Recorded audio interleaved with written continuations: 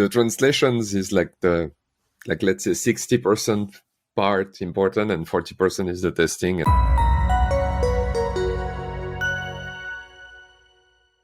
Nicolas, welcome to the podcast. Hi, thanks for having me. So where are you located right now? Let's start with a simple one. I am in Helsinki, Finland. I'm not going to give you my exact address just so nobody send me email. But I know that you're not a Finnish person, right? You are... No, I'm from France. I was born in Nice. Mm-hmm. Explains the horrible accent. And I moved to Finland 13 years ago now, and I stayed. Why did you move to Finland? I moved to Finland because I had met someone, which is the story of about 90% of the foreigners I know here. Right. The last 10% is because they came to study, because Finland has the best system in the world, educational system in the world. Mm-hmm. Mm-hmm. So 10% of the foreigners here came to study. The rest came because they met someone. Let's start by describing what is it that you do and who you work for. Okay, so I work for Symbio.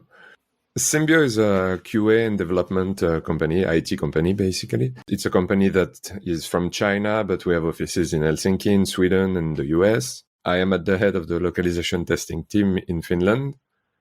So basically, we do localization testing, mostly manual testing, like I was mentioning to you before. I have a team of about 40, 45 testers from different countries, all from different native language.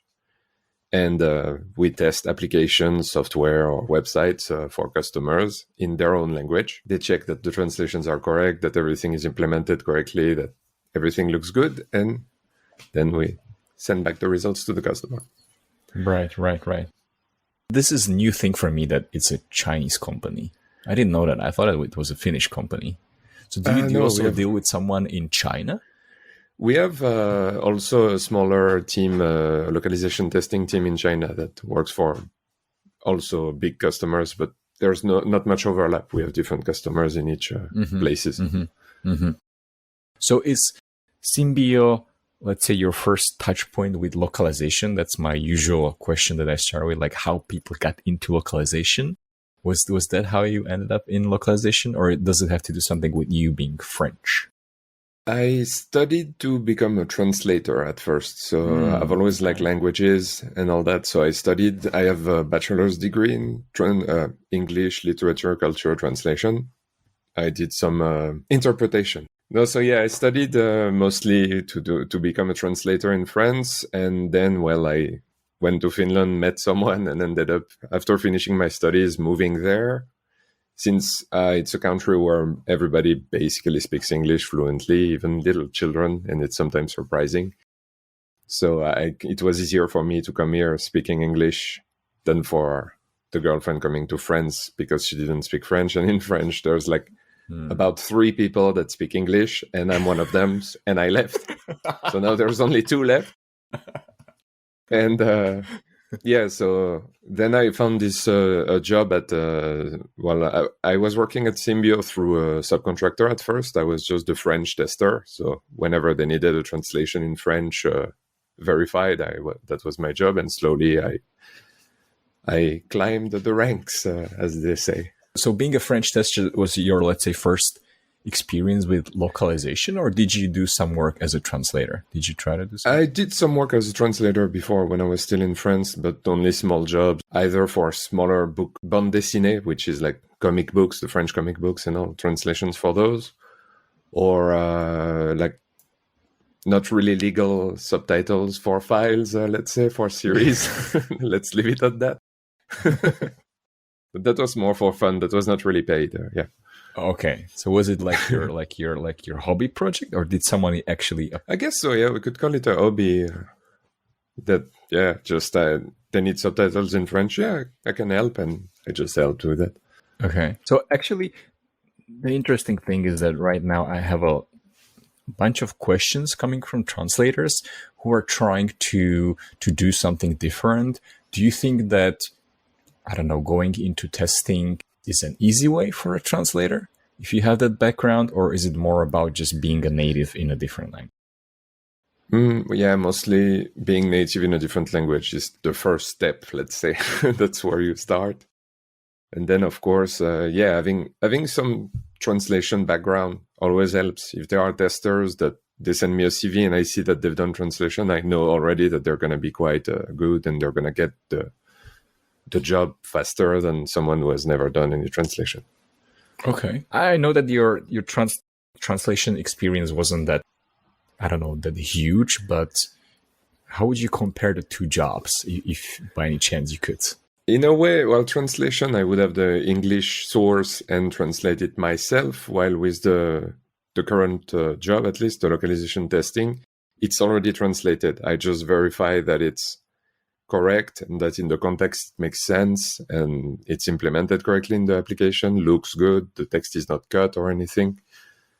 So there's the step of actually translating that is removed from that if you go through localization rather than translation, for me at least. But there is, of course, a localization company that do actually only the translation. In the testing, we check it only.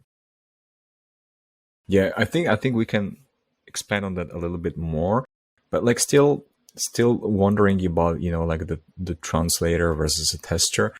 A lot of the translators mostly work as freelancers, and you mentioned that a lot of your testers are contractors. Would you consider contractor kind of like a freelancer in a way? Yes and no, because, for example, when we have testers that are signed through our contractors, some of them have been with us for 7 years, so it's not anymore freelance at this point. They are kind of regulars and they know the job and they do that. But we do have some languages that we change tester pretty regularly because they either find another job and can't continue helping us, or they moved on somewhere else, or they left the country and can't anymore do the job for us. So yes and no, I guess. The freelancer part, some of them feel like freelancer, like it's just a small job for them that they do when they just to get some scratch money, pocket money to go outside. Others take it more seriously and have been with us for years. So, So you would consider them like part of your team? Yeah, definitely. There is a good bunch of them that are definitely part of the team. That if one day they decide to leave or move on or something, I will kind of be sad. You will cry, your heart will be broken. Definitely. So going back to the whole Symbio thing that you already touched upon, like there are typical LSPs who do, I don't know, translation or testing, but your case is different. Like you said that you also do develop. Is the main reason why I would come to Symbio is because I want to have, let's say, my app develop and test it. So I, let's say, trust your team to do pretty much everything to make sure that my app is running fine. Or if I'm, let's say, developing something internally and I just want to test it, especially like for localization, why would I go to Symbio if, let's say, you don't specialize in the localization per se? And why would I choose Symbio over someone who's like a typical localization provider that focuses on localization testing only, let's say? That is a good question. Well, the thing is, you can do from beginning to end through Symbio. You can start at the development and everything and have the QA and then the testing in different languages and all streamlined in the same company by the same people.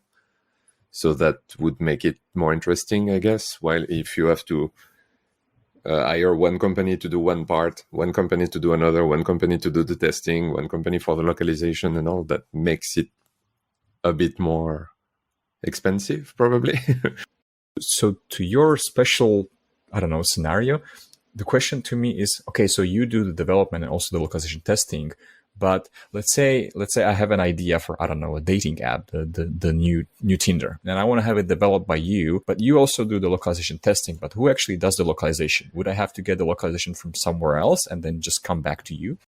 We have a partner, a company called Accolade that is also in Helsinki, and we've worked with them as partners with multiple customers that we have, and we have meetings weekly with them and about some of the work we do for the customers. So we have already someone that can take care of it that we already have. Not subcontractor, I guess, but more like partners that really work with us when we need them. Yeah. Absolutely. Okay. I think that you answered the case, which definitely makes sense to me that, okay, I want to develop something and then you can also test it. So I just trust your team. But let's say I develop something internally. So when would I contact, especially you, since you're responsible for the department? Why would I contact you if I just wanted to test something in different languages versus going to, let's say, a traditional LSP? Usually it's just because of our experience and the quality of the work we make that people tend to turn to us and then they stay with us. So I guess we're doing something good. Yeah, bigger company that only do localization. I have some colleagues that have moved on and worked in those companies and all, and basically they do the same thing the same service that we provide. So it's just one extra thing that we can do while also being able to develop and QA everything. Yeah. I'm not sure if you can answer this question, so just tell me if it's too much. But I'm wondering whether you have some statistics or data about how many customers do, let's say, development and testing, and customers that do just localization testing with you and they do development somewhere else. Actually, with most of the customers for the localization testing, they develop on their own. There's just one, I think, team that we work with them on the development and the QA as well as the localization. So I guess that would be 80-20% in that case. 80 develop themselves and ask us to check, and 20 we do ourselves. Okay, I see. Okay, good. So now that hopefully this thing is clear to everyone who's listening and watching, let's start talking about manual testing. So you already mentioned some of the things that you do, but how would you describe manual testing to someone, I don't know, completely new to the industry that doesn't know anything about software, they don't know anything about localization? What is manual testing and what is the purpose or the goal of manual testing in your own words? Manual testing, at least in our localization team, is, for example, a customer sends us, let's say, a phone application. We will, they send us a build for it, so we install it on our devices, and then I take care of the test preparation. The customer gives us a scope of what they need to be tested, which features they want to have the translation checked, for example, and I prepare all the steps for the testers for the scope that we're given. And then the testers come and they check the areas in the app and all where the translations have been added in their languages to check that everything is translated correctly, is in context, is implemented correctly, and it's consistent with the rest of the phone and all that. Like if there are terms, for example, like settings, that is the same word that is used in the actual phone settings and all that, like to have consistency as well everywhere. So basically, it's just using an application and verifying that it works and that the translations are good. Do you mostly specialize in apps, or can you test anything? Like if I had, I don't know, okay, website is maybe still kind of like a software thing, but I don't know, if I had like a documentation, would you still be able to test it, or you leave it for someone else?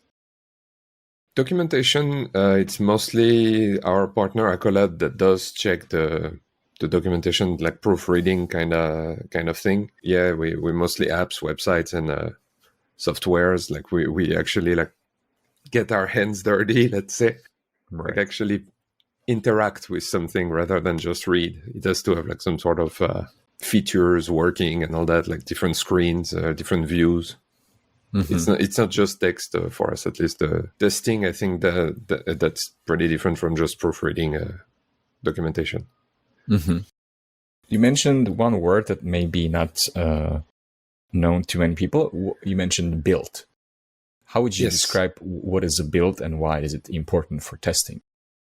A build would be for us the file that a customer sent, for example, with the latest version of an application that is not yet on the market, for example, just the few upcoming one with the new files, the new features, and the new translations. So that it's basically an installation file. That would be the build, or could be, if it's a website, it's just the version of the website that will be uploaded in a few weeks that we can check already because they send us the build for it that is now accessible for via staging and all that. And going back to the basics, I think I asked this question sometime before to someone who was doing like a QA on games in the games industry. So is there any difference between QA and test, or is it the same? I think it's the difference between QA and QC as well, that QA, it's that you try to avoid having bugs and defects. Mm-hmm. So you have a proactive approach, and while you're still developing something, you try to avoid having bugs, while the product is already developed and you check it after to find the bugs that were omitted during the development. Mm-hmm, mm-hmm, mm-hmm. So that's more of testing. You check once it's already done, and you report the bugs that are in it, while QA, it's you make sure no bugs appear inside before it's out. Right. So do you do the testing part only, or do you also do the proactive? Mostly testing. We with the customer, at least we get the apps already done. So there's not really a part where we're taking part of the development. So mostly the testing. Mm-hmm, mm-hmm. So previously you were saying that you do this thing called test case preparation, which to me is kind of like a mm-hmm. big myth. I would like to get to the bottom of that. But maybe let's start from the very high level. This thing called strategy, even strategy, to me, is like a big word. Sometimes people just do strategies on their napkin and they get paid, I don't know, 200,000 a year to create a strategy. So I don't know if you in your role actually have to deal with something like a testing strategy. And if you do, or even if you don't, like what would you understand as a testing strategy? Like what does that actually mean? Like how would a strategy for testing look like? What would it cover? I guess by testing strategy, it's just the whole planning of things. Do you mean? Is that what? That's the thing that I don't know what I mean by that. Okay. I'm more like interested whether you use those terms. Like, let's say a client comes to you and they say like, hey, we want to see the strategy first. Like, let's try to stay like very high level first before we get down into the nitty gritty. Mm-hmm. So that's why I'm asking like about your experience. But if you don't create something like a strategy, that's completely fine with me, because I just want to know how it is for you. Usually the customers come to us like they know what they're going to get, I guess, I would say. Mm-hmm. I don't think I've ever used the word strategy for that. More like what's the planning for it. So we're going to first do this right. and then that and then right. the result. And so I don't think the strategy thing has a meaning. They expect to have the testing done and mm-hmm. the results delivered on time and all that. But I guess then the question is, okay, so if they want to get the testing done, what exactly does that mean? Like, how do you figure out the scope of the testing with the customers? Do they always tell you, or do you proactively try to suggest what should be tested and how? Usually the customer gives us the scope of what they want to have tested. Mm-hmm. So, for example, they would add a new feature on a website or in an app, and they will have mm-hmm. a block of strings that they want to have tested. Mm-hmm. And they give us the amount of strings that they want tested during that round, and then we check on that. But there are sometimes moments when we do proactive suggestions as well. Let's say that you right. say, hey, last time this part was not that great. Can we recheck that one and all? And then if they have the budget, they accept to add back some of the strings to do like some kind of integration testing to see if the translation that were fixed before don't mess up anything or still look good or anything like that. Mm-hmm. Usually verification also is part of each round. When we report issues, the strings that were failed by the tester, that the testers said that this is wrong, the translation should be this, in the next round they come back automatically in the scope so that we can see that the changes were made. Or if the translator changed it differently, at least the tester can see it and confirm if it's correct or not. Mm-hmm, mm-hmm. Now, this to me is interesting about the quality of the translation. Is it, in your experience, a standard thing where the testers would suggest or complain about the translation quality? Because in my world, there should be steps before it reaches you that should ensure that the quality is there. Of course, some things can always slip. That's why we have the testing in the first place. But do your customers expect you to, let's say, always focus on the linguistic quality as well? Or is it more like, okay, by the way, we noticed this as well and we think it could be better, a translation? Linguistic issues, at least, it's basically the most important part actually for us. Okay. It's like okay. First the tester check the translations, and like in priority, let's say it's first translation, then if it fits correctly in the phone and all that, like it's really, they're mostly actually looking for linguistic bugs rather than like functional issues. And we do report that. That's what we do. You completely turned my world upside down now. Oh, sorry. Let me put it back. Wow. So this is interesting. So do they test it in, I don't know, 2 stages? Like where first they look at the translations, or do you always want them to look at the translations like within the context, like within the actual app? Well, we have a file on the computer, depending on which application the customer uses. We have customers that use WeLocalize. We have customers that use MemoQ. Some still use good old-fashioned Excel files with just like the lines in one column for each language and all that. But also we have some customers that have actually developed their own kind of localization testing tools, which we can use where they have all the strings inside the app already. So the tester sees the English source, the translation in his language, and then has the steps on how to reproduce in the application. So he already has seen the translation before they check inside the app. So then they have an idea already what it should be. And if they see in the app that it doesn't make sense compared to how to get there, for example, if they click on settings and end up in a menu called parameters or something like that, then they know that something went wrong in the translation because it's not the same consistency and all that. So yeah, it's a bit of both. Like they see the translations before they actually reach them in the app. So then they know already if it's wrong or right. That's interesting. At least in my experience, I'm not sure, and maybe that's another thing that we can talk about, like the types of testing. But from what I know is that, or the way that I even explain it in my course, is that QA is there to, let's say, play with the app as the end user would, and it's mostly focused on like, is it working? Is it doing the same things? Like, can you get to the same result? I don't know, that as if you took the same steps in, let's say, English. And the linguistic quality is really just like, by the way, like, have you noticed anything? Like, you can report it, but we already assume that the quality is there during the translation process before the translations made it into the build for testing. Okay. So that to me is like, it's a different, like flipped. For at least for me, maybe actually I'm doing it wrong and nobody told me since the beginning, but the translations is like let's say 60% part important and 40% is the testing. And of course, because usually the companies we work with, at least they have QA teams and all that have probably already ironed out the issues if there is functional issues in their applications that they know of at least. I see. And when we test, we sometimes find new issues and report them as well, because we report linguistic issues, but also functional issues when we find some that appear in multiple languages.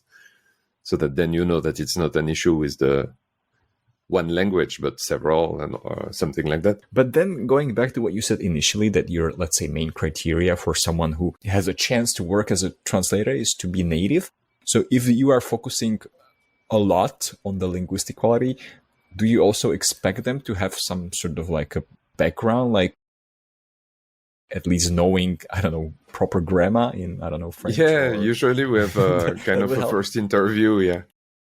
I have an interview with the testers, and usually I would say, like, seeing, depending on how they speak English already, you can kind of know if they're going to be, maybe they speak correctly in their language, but they just don't speak English good enough. But most of the time, if you don't manage to make a sentence in English, you probably cannot in your own language.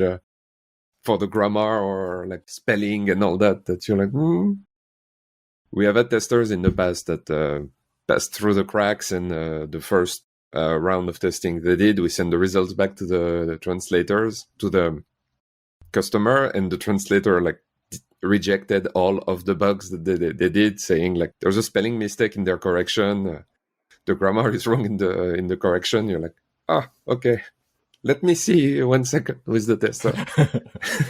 So yeah, that's usually also yet kind of they get to it, and if we see if the translator don't reject most of their bugs, we can feel confident that they know what they're doing. So let's go back to our strategy that doesn't exist. I want to just kind of like try to guide people maybe from, I don't know, let's say from the start to finish, like how does I don't know, testing project, do you call it a project? Or yeah, because well, with most of the customers, at least they have different applications, or like it's not just one thing. So each, we call them kind of project. Like there is the project A, project B, project C, and it's round 4 for project A and round 3 for project B, for example, something like that. So we call them project. Okay, so you mentioned the word round. Maybe explain to us what the rounds mean and why we need more rounds. So does round mean that I'm testing the same thing that I tested before? Like if it's round 2? Each testing round is for a new part. So let's say, for example, the first round of testing, you're going to check the whole settings menu in an application. Then in the second round, you should check another part, like the about portion of the app and all that. So in each round, usually we have different kind of places to check. But also, if the source changes in between, then the strings, each string, if some strings have the source, the English version, usually we have the source in English, that changes and the translation, the string has to go through translation again. It comes back in a round of testing later on, so that we can verify that everything is correct. Now, my maybe stupid question is, why would you even want to split something into these rounds? Is it that some features, let's say we have round 1 and round 2. So the things from round 2 are not ready yet for testing when round 1 starts? Or do you just want to, for some other reason, break it down into, I don't know, smaller chunks? Yeah, it can be that it's not ready yet, or it can be that it's a feature that's not yet available in some countries. So, for example, if there is one part that is not going to be available in Germany or something, it's not necessary to test it in German. So then we have a separate round where it's only the languages where it works, things like that. Like it can be either from new features or just some customers also, like because of budget reasons, they want to test just one part of the application and not everything. So that becomes one round and the other one later on. Let's say if I have a project that has a lot of words to translate, I want to, let's say, split the translation. Let's say I'm doing a translation from English to French, and I cannot meet the deadline with just one translator, so I give the work to 2 translators. But there are always, let's say, some downsides to splitting the translation. How does it work with testing? Do you prefer to have, if you can, have, let's say, the whole French, I don't know, build tested by just one tester? Or is it normal that you, I don't know, somehow split the work within a round into multiple testers if the scope is big? No, usually we keep the same tester per language. Let's say it's going to be the same tester. And if a round has a big scope, usually we just warn the testers in advance, like there's a big round upcoming. Would you be available for it? And if not, then we check for another tester really fast or something like that. Okay. But it doesn't happen a lot that we use 2 different persons for the same thing, at least. Usually the same ones kind of stick with us and we just use the same ones for the same things. That's also interesting. And usually you can see also for what you said, that there's 2 translators doing the same thing. That's when, if it's one person testing it, you can see the inconsistency more easily, because you know you've read the first part and then you get to the second part and you're like, that's not the same words. That's not the same kind of translation, the same phrasing or anything. But isn't it, I don't know, too risky to rely on just one person for the quality? It can be when it can happen sometimes that you get a tester that is not really reliable, and when it's smaller tasks, they're fine, and when you get to bigger tasks, they start to be like, I'm not gonna be able to do this, and so then you have to kind of find someone else or try to negotiate with the tester, like, please, we will ask for more time, can you do it for us, and all that. That's it gets tricky, but so far I'm knocking on wood, but I never had too much problem with that. We managed to find a really good team. Yeah, maybe you have a good recruitment process.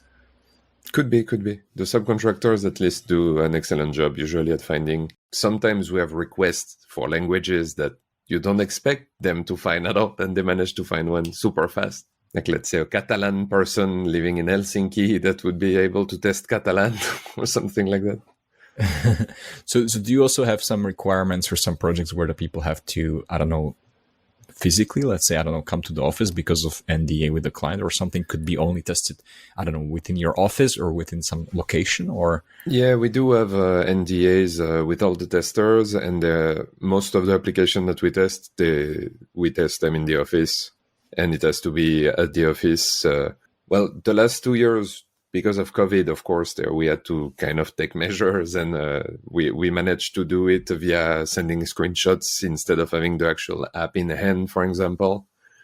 But it was a lot more work, at least for a few of us that had to take the screenshot.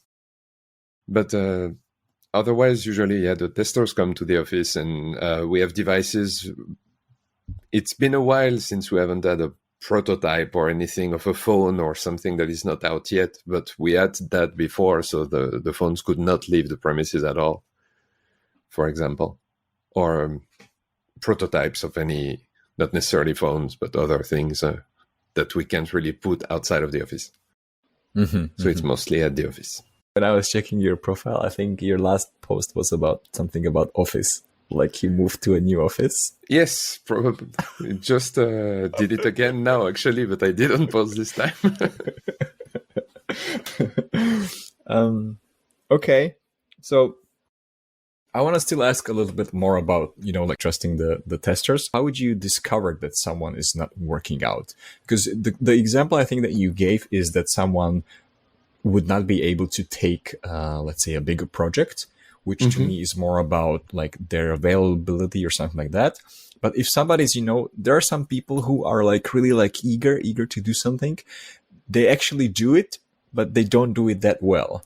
So how would you actually test a tester? Or how do you know if the tester actually delivers a good stuff?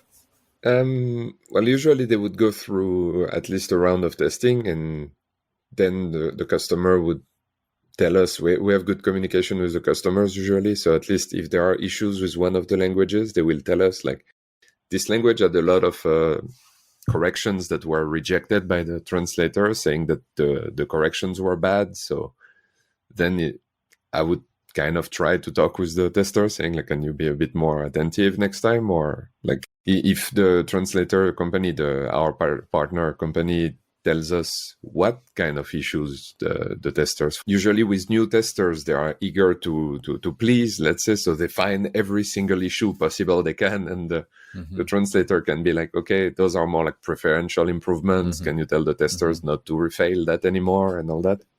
So then I have a conversation with the tester, and if they don't seem to understand after another round, we try to find someone else. Okay, so this is one case where you get a feedback from the translators. But what I'm thinking more is on the let's say the functional side. Let's say for some reason only I'm still going to use French for the rest of this interview. Let's say the French app has some very critical bug that, I don't know, like once you get to some very deep level of functionality or somewhere deep within the system, it just crashes. And it was part of the testing, but for some reason that the tester who was doing it just doesn't go there, or they just pass it, even though they don't check it. And then it's the actual end users of the app who discover this. Yeah. So can you even prevent these things somehow, or is it really just about the trust? Well, usually during test preparation, at least, I have the application in English, but I kind of go into all those menus myself just to see if I find, before even starting the localization testing round, if I find any functional issues in the app. So then I can send it back to the customer saying that the build is not working great. Can we get a better build, an updated version or something? But sometimes it happens that we get functional issues that someone internal to the customer company has they received by end user feedback on the app that something is not working. Then they come back to us and say, like, didn't you see that it was not working? And that's usually when I check with the tester, like, didn't you see it was not working? Wait, what? No, I'm kidding. What would be the follow-up? Okay, so you ask the tester about this, like, didn't you see this? And I don't know, like, what would be the, I don't know, the expected reaction, or how would you make sure that next time they actually do a proper job? Or would you try it on your own, whether they could have caught it? Yeah, I would at least try on my own to see if it was something that, for example, the scope, the strings that we had in scope were not leading to that part that does not work. Then it's not really the fault of the tester, because that part wasn't to be checked anyway. Right. But if it was part of the scope and all, then I would definitely check with the tester, like, how come you didn't check that part which was in the scope? And maybe change the tester if it seems that they just didn't do the job correctly at all. Depending, of course, if it's a huge critical issue, yeah, then you kind of have to replace the tester, apologize to the customer, and tell, sorry, I thought the tester was good, but turns out he wasn't. Nope.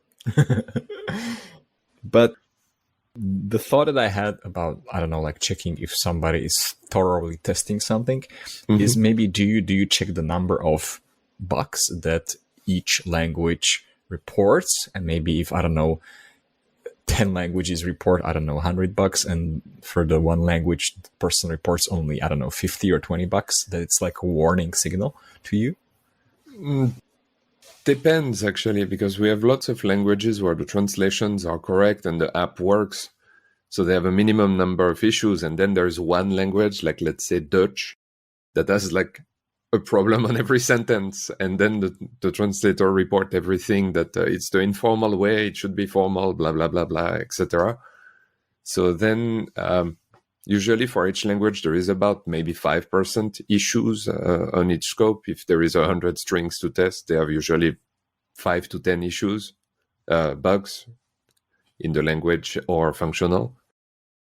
But it does happen that everything is a pass for a tester, and that, well, it just worked fine. So what can we say? The translator did a good job and the app works. So going back all the way to the beginning process, and you mentioned the test preparation right now, and I would assume that if we don't do any fancy things like a strategy, then that's how you would start. And this to me was always a mystery. Like, how do you actually build the test cases? And maybe you can also explain what the test cases are. Let's say a client comes to you with a new feature. Do you expect them to give you some kind of like a guideline, like how to build the whole testing plan? Or is it just like what you mentioned, that you just try to play with the app and try to discover it on your own? I guess it's a bit of both, but usually when good, with our customers, at least they have, for each string, there is a description part where it kind of says where you should find the strings in the app. The tools that is the most easy to find anything is it's usually in the string ID, the logical ID. You have kind of the path of if there is a string that is in the settings of an app, let's say settings appearance menu, usually the logical ID would say settings appearance. So you kind of just go to the settings, then check appearance menu, and then you can find the strings that you're looking for. So usually the description, the logical ID, plus kind of, like you said, playing with it, looking for it. That's a good mix to usually find the steps to get the test cases. And as you were saying, the test cases, well, usually the steps, for example, to a certain place in the application, like open application, go to settings, go to this menu and check there is 5 strings on that view, and then just check those 5 strings. That would be like a common way, like just like steps leading to for the tester to find what you want them to find. And from what I understand, it seems to me like the whole approach is really string based. Like you get a bunch of strings that you need to kind of like a test. But then, of course, you have sometimes, I don't know, you have like a screen with many strings, right? So do you group them like based on, let's say, the same location, and you then turn that into a test case? Like, let's say I would have test case that goes to, I don't know, about the company or something like that, about the app. And there you check the multiple strings, or is it really just you go string by string and you create, I don't know, the steps to go to that one for each string? No, usually we can group them with some of the programs we use. We can group where they are so that you can see like also on this view, and then you have the list of strings that are appearing at the same place. We can link them together so that it's easier for the tester. Then it's not the same steps repeated 15 times that they have to start from scratch every single string. Like if they see that all the strings are on the same view, then it says on the test case that it's all there. Okay, so how do you build test cases for testing functionality? We can do sometimes also some, there is a term for it, which I just forgot. I had it just a second ago. But where we just like test an application, but without a real list of strings. Let's say just like check those 5 views, and you open the one menu, you open another menu and all, and then you check that everything is okay on each screen, that there's no truncation or layout issues or anything with the language. So it depends on the customer. Sometimes one round will be just specific, test those 5 strings, and sometimes it can be like check the whole settings view, for example, in every language. So then we have the testers just come, check the whole settings view, and if everything is displayed correctly, they just, okay, that's fine. And talking about like the whole preparation or planning, the result of test case preparation, first of all, like to have the set of test cases that you want to be testing in that round? Yeah. That's test preparation. I just prepare for the scope given, all the steps to get them, so that the testers just have a simple, as straightforward as it is. They just follow the steps and they find what they're looking for. Right. How do you budget the whole thing? And I'm not mostly interested in the dollar amount, but like how much time would people need to test it? Like, do you have some metric or some formulas, or is it just based on your experience when you're preparing the test cases? Yeah, there is some sort of formula, but mostly experience. Like I think on some of our contracts, we have a certain amount of string would be an hour, for example, so that then when they give us a scope and it's like 200 strings, they know that it's a certain amount of hour minimum per tester. Right. And then there is on top of that the test management, the hourly rate, which is my job. And Next question that I had here is again more like a general thing. I know the term smoke testing, which hopefully you can also help to explain. But I'm wondering what kind of different types of testing people can do, or like companies, or what kind of different type of testing do you offer to the customers? Because so far it seems that mostly we're focusing on, I don't know, like let's say the linguistic thing that you do as part of localization testing. But as part of localization testing, we also mentioned functional testing. Yeah. What kind of different types of testing? Well, since usually they give us a scope of what they want to have tested, I guess we kind of have already the scope that they want us to check. We can do smoke testing. Smoke testing is just you open each view quickly just to see that the app works correctly, for example. While we would check more precisely the strings rather than just an overall. Sometimes we have had the companies, the customers that told us to check if the quality of the translation overall is good, but as part of a smoke testing. And I'm not a big fan of that because you can't really check everything just by looking at it. quickly at a glance. Like it has to be a bit more thorough. And so yeah, since usually our customer come with their own scope, we don't get a chance to do that much smoke testing for them. You also mentioned integration testing. What exactly is integration testing? Let's say you have an application version 1, and then in version 2 they add some bigger parts on top of it, and you kind of have to just still check that version 1 still works with version 2 on top of it, or things like that. Just as the application, they add features to any application, you have to check that the previous features still work while the new things are there. So that would be integration testing. And sometimes adding new things causes the old things to not work as good as it did before. Then another fancy term that I know is load testing. Do you also do load testing, and what does it mean? It's just like a specific part of the app that you test. Isn't that it? Load testing? From what I know, load testing is to test if the app breaks, if you have a lot of, let's say, requests coming in. So I just to try to make it fail, to make it crash on purpose. Yeah. No, we've actually never done that. That must be fun, though. Okay. I guess the apps on the phone, like they probably contact a server somewhere. Yeah. Maybe if you are like a startup, maybe you don't have budget for so many servers to support all the requests. So maybe the load testing kind of simulates that, okay, like if, 1,000 people around the world at the same time would, swipe right or swipe left, can the server take all that information before it crashes? Don't do that, at least with my team, but that must be fun, though. I know there were people doing stress testing of some of the devices and basically throwing a phone at the wall for hundreds of times just to see if it could survive and all. And that's something I'm like, can we do that?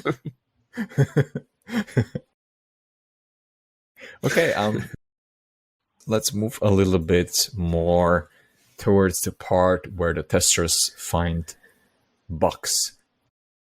What do you expect them to report? How does a tester report a good bug? Usually there is several type of issues, of bugs that they can find. So there's, first of all, the first part would be either if it's a linguistic issue, if it's an internationalization issue, or if it's a functional issue. And when they pick one of those three... Yes. Can you explain what does internationalization type of bug mean in this context? At least in that context, it would be that, for example, the translation is wrong, but it's because there is something wrong with the source, rather than the... It's not the translation that is the issue. It was at the beginning, the context of the source of the... For example, if a translation says to press a button to do a thing, and the English actually says do not press the button, for example, then that's clearly not the translator's fault. That's from the source at the beginning. If there are any issue that happen, for example, a truncation or layout issue appears in the source, usually it will appear in all the languages after that. So that's where it should have been fixed at first. And then if they pick the first type, which would be linguistic, then there is a type that open a different, let's say, a drop-down menu where there is incorrect translation, grammar, spelling, variable issue, if there is a variable that wasn't copied correctly in the translation. Anything there, one of them, one that is more commonly used would be improvement, meaning that the source, the translation is not necessarily wrong, but the translator has a more common way to say it or something like that. So they would fail it as an improvement. And then they choose the severity, from minor, moderate, major, critical issue. Do you have some guidelines for that? Based on what kind of defects would... The programs that we use, or even in the Excel back in the days and all, we had those already set in the file. So Usually when I train a tester the first round, let's say, I show them all of that. Then if you pick that, you can pick one of those, you pick the severity, and then you explain, they give a correction, and then they explain why it was wrong. And all in the same package, let's say. If you click on pass, then it moves to the next one and you don't have to worry about it. That's when you click on fail. If there is an issue, then it opens that sub-menu of Maybe I wasn't clear. I was just asking about the guidelines for the severity. Like, because like some people can think about like, okay, this bug is critical for them, but maybe for some it's... Yeah. Usually I would ask them to use common sense. Like, there's not often a really critical issue in the translations, let's be honest. Right. But if there is something really like it insults the user, instead of saying like press play or something, then yes, that would be a critical problem. That has never happened, thankfully. But usually I ask them to use common sense, and also just before sending the results to the customer, I do my own QA of the results. So if I see that in their comment, they explain like the translation was correct, but there is a better way to say it, but they have put it as a major issue. It's like, nah, not really major. Considering you wrote a comment that said that it was not a big issue, you can put major as the issue. So then I adjust if there is need of adjusting, then I deliver to the customers.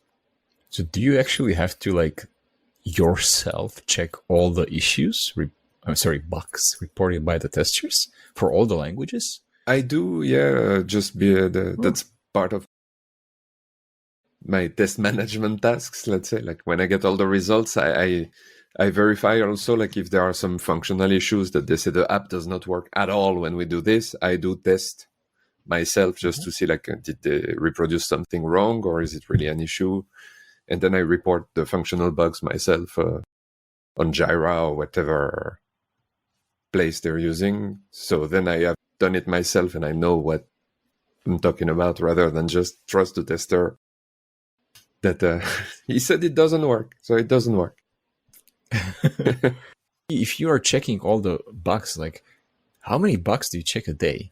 For example, like I said, if there is only like 5-10 issues per language, if a round of testing is, for example, only testing 15 languages, then it takes a few hours for sure, but it doesn't take that long for that. At least I try to count a day or two for the QA part of the results, where I check that everything is under control, that the comments make sense and all that. And if I have questions, I send back to the tester asking, could you elaborate a bit on that, and things like that. Because I try not to accept a comment that says just, it was wrong. That's not very... Right. Yeah. Yeah, well, actually speaking about that, you mentioned that the next thing, like after they fill out the fields, you want them to say like what should be the correct or the expected thing, like the translation or whatever, and to provide some reasoning. But what do you do for if there is functional issues, when they pick the functional category in the first place, then it opens another drop-down menu that has like a wrong implemented string, truncation, the characters not displayed correctly. For example, if there is some like Chinese, for example, and instead of Chinese, you see just little squares or something like that. That's characters not implemented or something like that. So then there are a few categories, and there's the last one, which is like other. And then in the comment, they explain like exactly what happens or what it shows or why. If the app crashes when you click on a button, they explain like what is exactly the issue. So then I can report it to the customer. Okay, I see.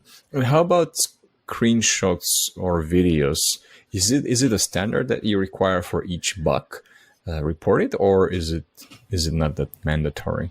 For the functional bugs, yes. I usually add a screenshot in JIRA/Jira/ whichever, however it's pronounced. And but for linguistic bugs, usually they don't necessarily need a screenshot for each of them. Like the tester just, because we have the source and the text, so the tester and the translator can just correct it there, and the translator doesn't necessarily need to see the screenshot showing him how he was wrong. Like, you already see it in the file. You don't have to have a screenshot showing you how you're wrong added to that. Right. But about the functional bugs, wouldn't you prefer videos that like show like, I don't know, how it crashes, or is screenshot enough? It depends. If it's something like the screen flickers or something like that, then yeah, you would need a video because you can't really take a screenshot of that. But usually, since most of the functional bugs are layout issue or things like that, I would just take a screenshot of that where you see that it's displayed wrong. Makes sense. Speaking about these things, do you have any preferred tools that you suggest people to use for screenshots or for video, especially like on mobile? On mobile, usually just pressing like the lock button and volume down, or on iPhone, the front button, home button, and the lock button at the same time work. Okay. So usually just doing that is enough. If not, just there is like the screen capture tool that you can get in the notification bar at the top. So you can just film what's happening on the screen. Okay. Those are already implemented in the devices. So yeah. Okay, so that's enough. But for desktop, like, do you have anything for desktop? Just the good old window crop thing, like the application that's native in window for taking a snap of the screen. And for the videos? Videos, we have a few tools, yeah. I haven't used any in a while, so I don't exactly remember which, but it was some simple apps that you can download on the internet pretty easily. Okay. And also, since we're talking about the tools, let's talk about the JIRA. So are you using JIRA because it's, let's say, your preferred system for bugs, or is it driven by the customers? Mostly driven by the customer. We have some customers that use Bugzilla, some that use JIRA, and like depending on the customer, we use what they are used to internally. And what would be your preference? I would say I'm used to JIRA mostly. Like it's easier to just like fill all the parts that are important, add the description and all that. Like I used to remember Bugzilla, there was some aspects of it that were like very slow, that you had to do a lot of copy pasting and all that rather than just copy every information in the next bug right away. At least in JIRA, it's easier for that. You can do pick multiple bugs and edit them at the same time rather than have to go back and forth in each one. Okay, good. Now, final set of questions that I have for you is about the role of a localization tester. Do you actually remember how you started as a localization tester? Did you just send application and you were selected because you were French, or? Yeah, I had found in Finland they have a website where they post all the job offers and all that, and I had just typed French in the description so that it looks for everything that has the word French in it, just in case there is some translation work. And there was. So then I applied and had an interview with them. And since I said that I had a bachelor degree for translation, they were like, well, it involves translation as well. Then, yeah, I got the job. So do you think that starting as a tester is, I don't want this to sound bad, but it's easier than, I don't know, maybe like starting as a, I don't know, manager or something like that? Like the requirements are not that big, because like initially we were talking about like being a native in certain language is one of the key things. Is there more to it, or? Not necessarily, at least for localization. It's definitely good to start as a tester because you know what, like, it's not the bottom of the barrel, let's say, but it's just like, you know what the basic parts will be. And then when you work in higher function, you know what the ones at the bottom have to do. Because, for example, there are definitely some people that are hired directly as a manager that have no idea what the other people do. And it's usually better if you know what other people under you are doing in that aspect. Right. But other than being native, what are you looking for? Well, you pick your team. I understood that, and you are quite happy with them. Yeah. But what else matters? Because like everyone in this world is native in some language, but I guess not all of them would make a good tester. So what else are you looking for when you're picking? Usually, if they're a bit tech savvy, that definitely helps. Like, if there is a tester that is, let's say, 70 years old that applies for a language, and you know that they cannot use a phone, for example, or they open their phone in front of you and there is 70 different browsers open, you know that it's not going to be a match. Okay.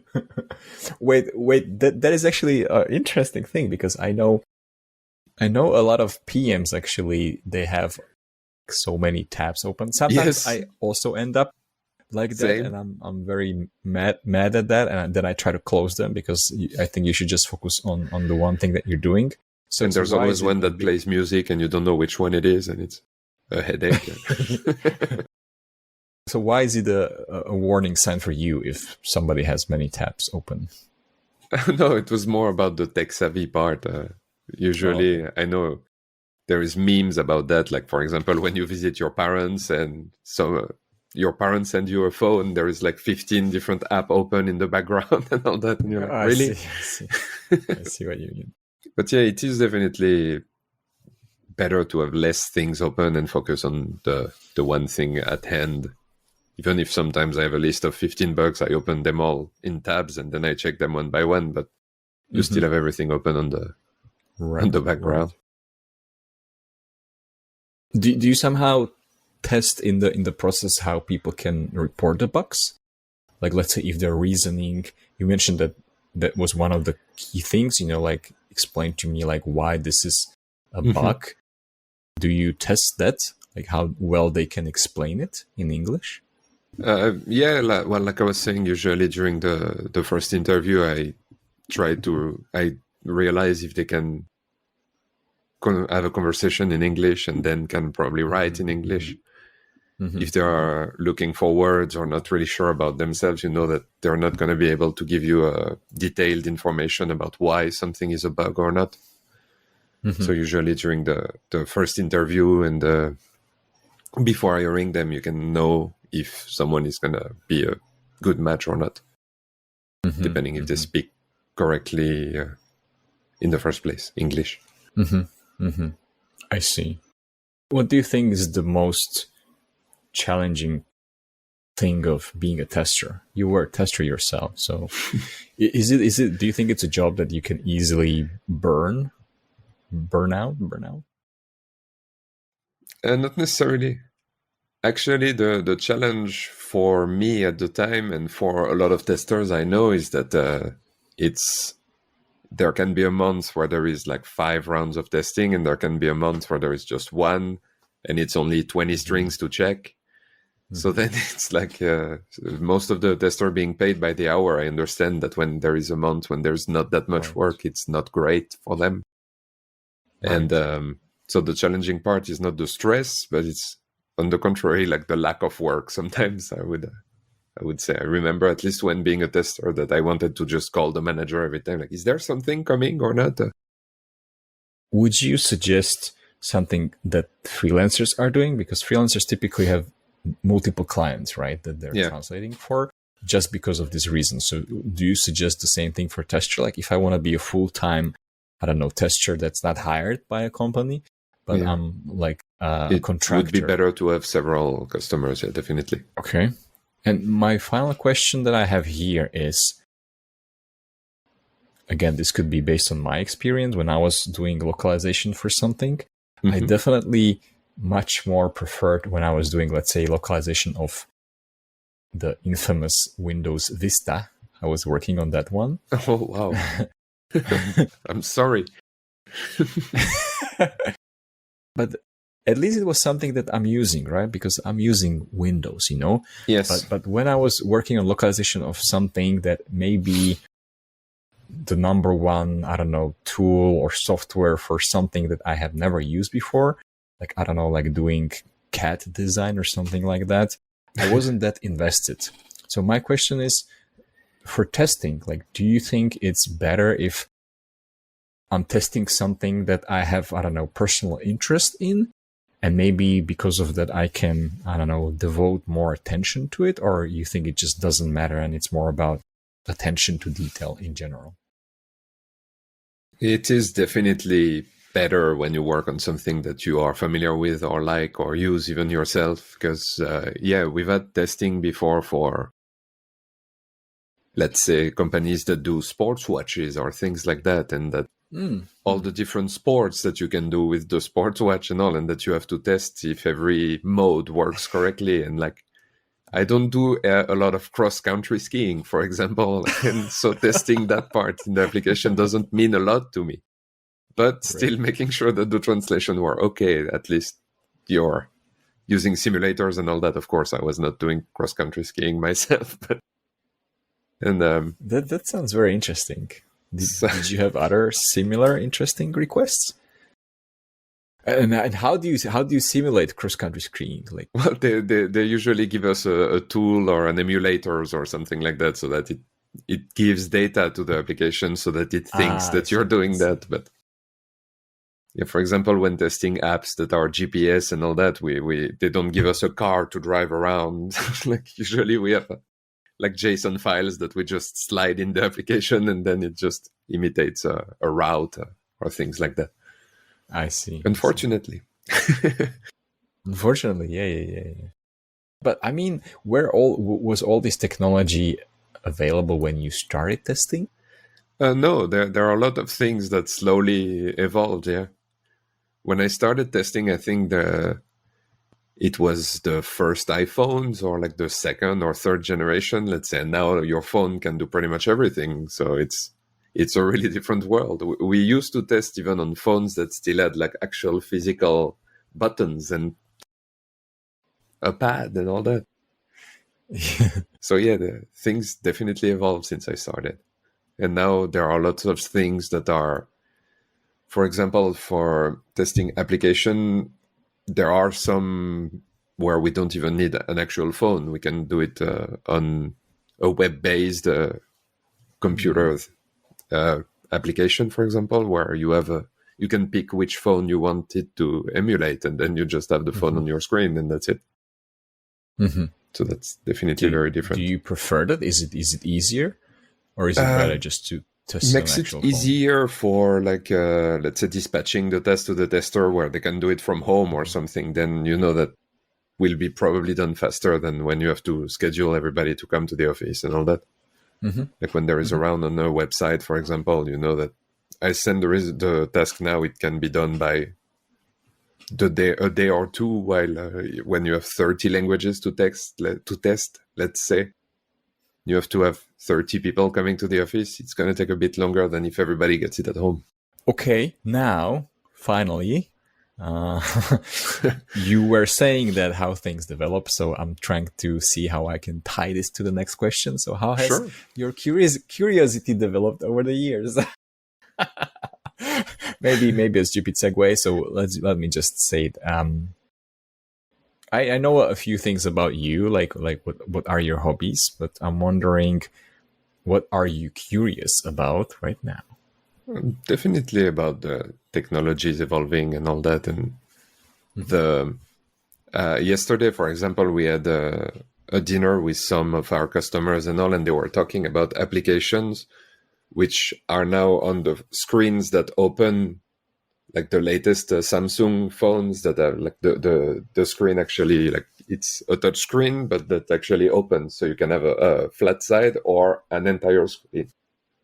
And they want to know, like, do we have like the apps that can adapt to the screen when it's bigger and things like that? And you're like, I never thought of that. So that more text can be displayed if it's in the big mode rather than the small mode. You know, like, this is the cover, this is not the phone, but now the screen can be either just flat or the whole thing. I see. Oh, yeah. And that's something that's like, I wonder how they're going to deal with that in the upcoming month when everybody will start to get those phones, and then it will be the normal one to have, and every application Right. will have to have two modes where it's like one screen or two screens. Right. Like that's well, yeah. When we started to have, for example, the first Windows phone back then, the Lumia phones from Nokia and things like that, it was wow, this is all new. We can test that and play with it while nobody knows about it yet. It's always nice to play with new toys, let's say. Right. Right. Oh, of course. But are you interested in tech? I mean, outside of your work? Yeah, sure. Like not work video purposes. games and entertainment things mostly, but also with computer and phone technology, I keep informed about it. What is something that people seem to misunderstand about you? And maybe just to rephrase the question, in case it's not clear, which I wouldn't be surprised. Actually, I have an idea about the answer now that I thought about it. but just to give you the context is that, so you work with, I don't know, let's say a lot of testers, and you interview them, and they probably have some first impression of you, right? Or like, even if you meet people outside, or if you meet clients, or just new people outside of work, so they, I don't know, make up some assumption about you, like how you could be. And then after some time, they are like, oh, like I thought you were like this, but you were like the complete opposite. So that's what I mean when I say like what people misunderstand about you. Like you give this impression, or maybe even after some time, but like deep down, you know that you're completely different. Is there something like that for you? I think you even mentioned that when I replied to you on LinkedIn, you were saying, I thought you would be super serious. And that actually made me think after. I was like, how many people must like just think that I'm a totally different person? Was I the first one who said it, or did you have this? No, actually, I've heard that before as well. So I don't know if I have an exterior that looks mean. Yes, exactly. like we should just cut the part where you, I don't know, make some joke, because you like to do a lot of jokes. Usually when the testers come for the first time, they're a bit like nervous or something. I know, like usually making a joke or something like that kind of breaks the ice really fast, and then we can move on to. Yeah, you should put that on LinkedIn. But dude, I was even thinking about it. It could be just my own personal trauma from the past. When I was working for the second company, I think one of my colleagues kind of looked like you. He didn't have such a big bear, but he was also like a big tall guy. And I think he used to, I wouldn't say bully me a little bit, but our collaboration wasn't very smooth. So I think maybe that's another reason why I was kind of like scared. Did you report him to HR at least? So talking about yourself, and this is the question that a lot of the people struggle with, so I'm wondering what you are going to say. Are there any absurd or stupid things that you do that, let's say, majority of the people in the world would say, that's crazy, but for you, it's like a normal thing? A lot of people would probably believe that I am financially irresponsible because I buy lots of toys and things like that. But that's my thing. So, what kind of toys? Mostly like action figures and things that either I had in my childhood and like made me happy as a child, so I get them to be happy as an adult, to try to get that small happiness that you can, that amount, or new things that are nice and shiny and that I want to play with, to touch. No, I also take photography of toys and all that, like nice toy photography with dioramas and backgrounds and all that, and lightings and all that. It's pretty fun. It's as a hobby, at least it's interesting and fun for me. Also music and a couple of other stuff. Watch way too much series and movies that a lot of people consider a waste of time, I guess. But right, should I even ask you House of the Dragons or Rings of Power? House of the Dragons more. Like everybody. Really? Oh, yeah. Well, there's a lot of shit ton of critics Lots of on complaints the on Lord the of the Rings, internet, huh? but I haven't watched it yet. I'm really Okay. into House of the Dragons right now. We watched it yesterday, the new episode. I really like it. Yeah. But I also heard a lot of positive things about Lord of the Rings. Like, I'm not a huge a Tolkien fan. Like, I'm not sure if you are. Well, I grew up when the movies were out and all that. Just, I imagine you did. So I saw the first 3 movies and all that. I had read the books after that because I was into it. Okay. But I didn't start as by the books. I started with the movies and then read the books. Yeah. So about the action figures. So is there any utility with the figures? Zero. Or is it or is it just that you just display it somewhere and that I display them. It's kind of like buying art. Yeah, basically it is. And there's actually some that in the end end up having more value later. So that in the end, it's like literally an investment. Yeah. Do you have anything favorite that you collect, or is it just about the the level of shiny? No, it's mostly like either from series or movies that I like. If there is some sort of merch, I would try to get some, or mostly from comic books and like Batman, for example, being one of my bigger elements in the collection. Let's say I have a lot of Batman related things. So yeah. You should have put on some. Do you have a Batman t-shirt? I have one in the back somewhere. I also have one, so we should have put it on instead of Symbio. I'm Batman. It was the Batman day, just a Sunday, I think. Oh, really? Just like a Saturday, yeah. Oh, like officially. What did you do for the Batman day? I actually rewatched the first 2, the Tim Burton movies. Okay. Is that your most favorite one, or do you prefer the Nolan ones? I used to really love the Dark Knight one, at least. The Dark Knight Rises never did because it was kind of bad, and the Batman Begins was great, but it was taking a lot of liberties, let's say. The Tim Burton one were taking lots of liberties as well, so it's not really fair to compare like that.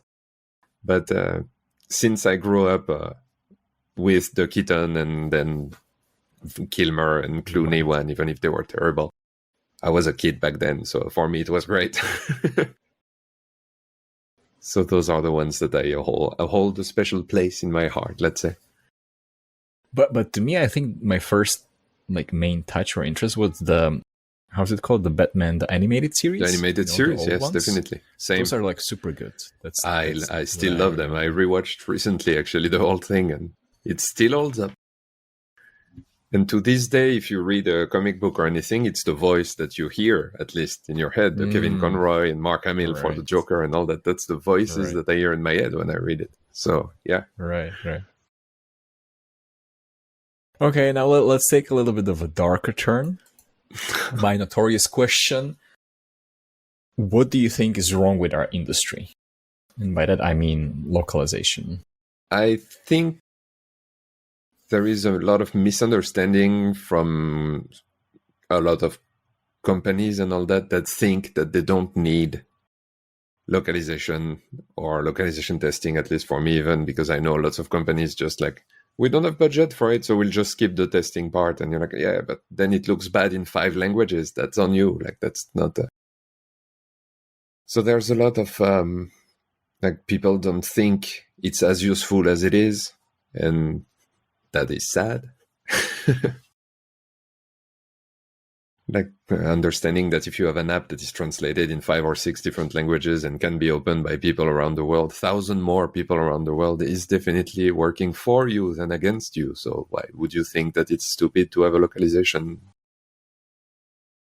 That's just, it's probably misunderstood. That they think it's just translation, but it's a bit more than that.